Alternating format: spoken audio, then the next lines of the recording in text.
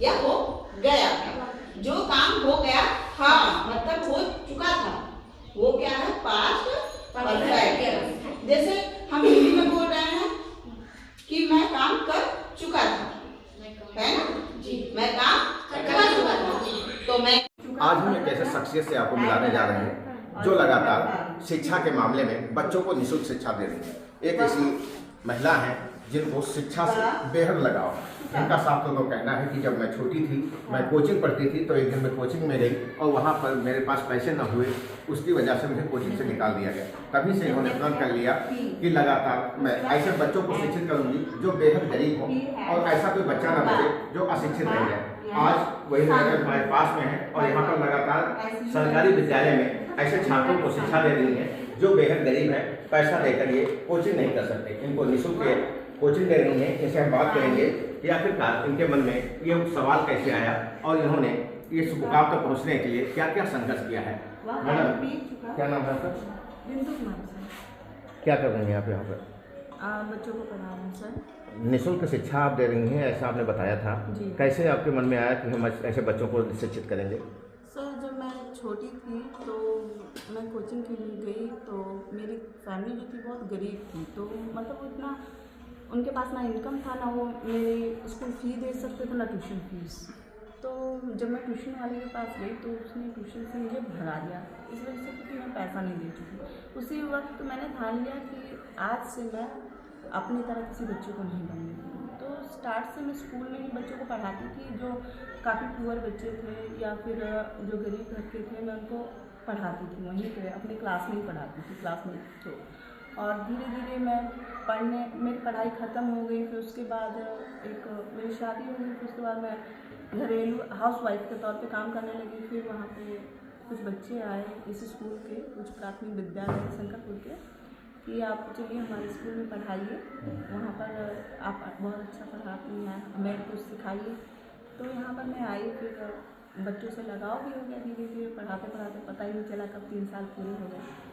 अच्छा, शादीशुदा जिंदगी है, आपका परिवार भी है, इसमें कैसे सामंजस्य बिताती हैं? यहाँ पर आप विद्यालय आ जाती हैं तो घर का काम कैसे होता है? घर में किसी ने कभी विरोध किया हुआ था कुछ?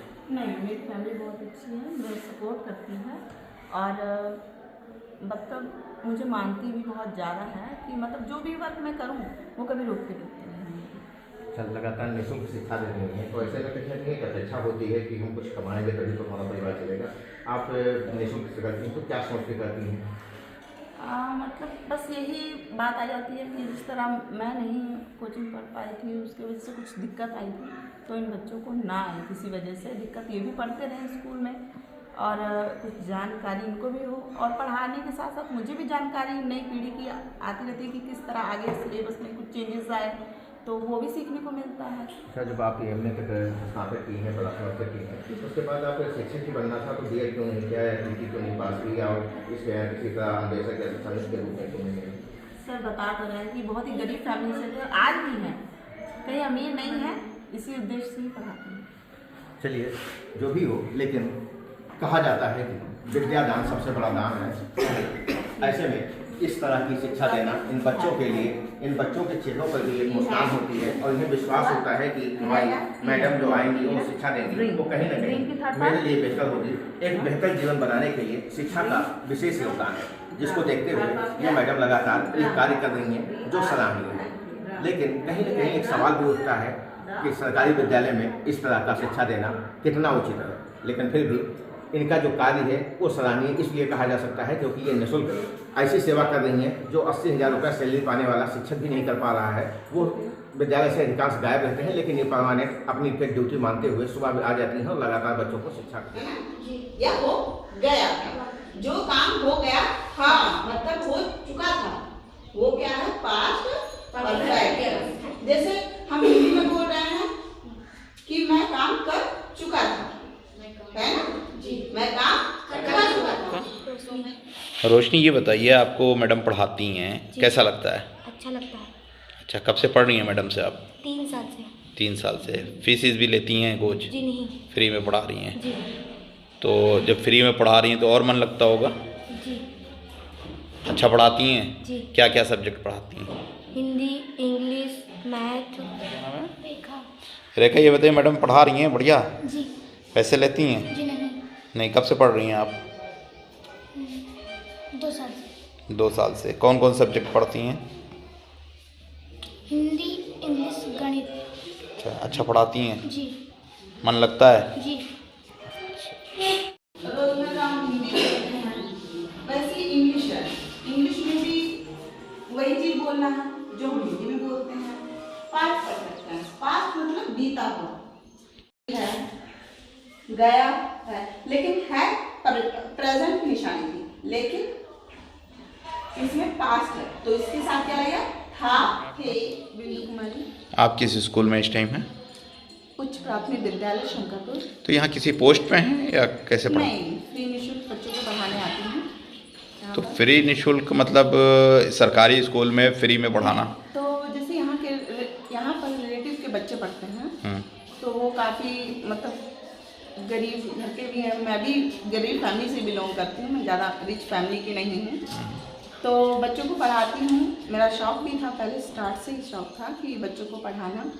तो मैंने यही स्कूल ज्वाइन किया क्योंकि यहाँ पर बहुत ही गरीब घर के बच्चे आते हैं। कितना पढ़े हैं मैम आप? MA। तो कैसे आपके मन में आया कि बच्चों को जाकर एक फ्री शिक्षा दी जाए, और वो भी सरकारी स्कूल में? कैसे, क्या लगा आपको? जैसे शुरू से ये मेरे बचपन से आदत पड़ गई एक तरह से, क्योंकि जब मैं बचपन में स्कूल जाती थी तो उस समय मतलब मेरी गरीबी इतनी ज़्यादा थी कि मतलब 3 भाई बहन थे और तीनों स्कूल जाते थे। तो मेरे फादर की इनकम बहुत कम थी। जैसे यहाँ पर मज़दूर हैं, वैसे मतलब मैं पंजाब से बिलोंग करती हूँ, वहाँ भी मेरे पेरेंट्स रहते थे, लेकिन वो भी मजदूरी करके ही पढ़ाते थे। तो बहुत ही गरीब थे और पढ़ने जाते थे स्कूल में। और वहाँ पर मतलब मैं एक बार कोचिंग पढ़ने गई, तो वहाँ के कोचिंग टीचर ने मुझे भगा दिया क्योंकि मैं बहुत ज़्यादा गरीब थी। तो अब से मुझे ये हो गया कि अगर किसी के पास पैसे नहीं है तो वो पढ़ नहीं सकता। ये थॉट होगी कि अब बच्चे जो गरीब हैं, जिस तरह मैं नहीं पढ़ पाई कोचिंग, तो स्कूल थ्रू ही मैं पढ़ाऊँगी, तो कम से कम उनके पैसे भी बचेंगे और उनके पेरेंट्स के अंदर। यानी उस दिन से आपने ठान लिया कि बच्चों को निःशुल्क शिक्षा देंगे। तो कौन कौन सब्जेक्ट आप पढ़ाती हैं, कितने बच्चों को पढ़ाती हैं? अबव 50 बच्चे, और math, English, Hindi, science, social science. क्या दिल में है कि इन बच्चों को पढ़ा के क्या बनाना चाह रही हैं?